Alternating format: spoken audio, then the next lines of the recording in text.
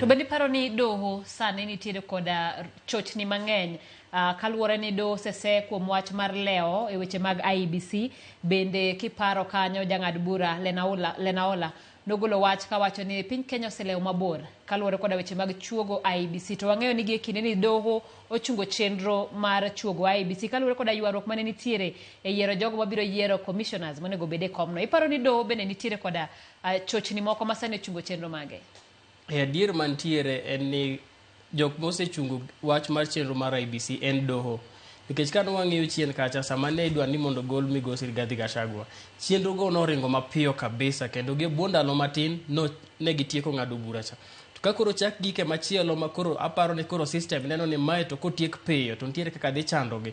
Nikech sasa miwinjo ka ji wacho kelo questions e wach telo ma wan gode piny Kenya kae.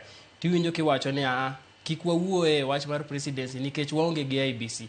Tineno ka do cases gi nobedo filed kata ka ne pok mar migosi Gachagua nochakore. To onge ng'ata miwinjo ka ng'adogi. Kata king'iyo the former president mar Law Society of Kenya, Nelson Havi, e wigni te aparo ni gi week mokalo, osebedo ka gimoro achiel motemo timo en nyiso jogo eko ma jong'ad doho, magistrates gi judges, miyudo ka odiochieng' manonego bed ni obedo piny mondo winj cases. To chieng' no yudo ka ochiw notice ni ang' ne ok nobedi.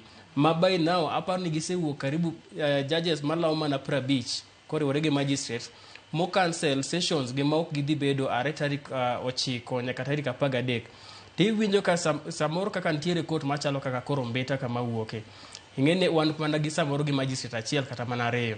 To ka course list kaka nitiere moro mane ogol jang'ad doho achiel odiochieng' achiel en gi file 196.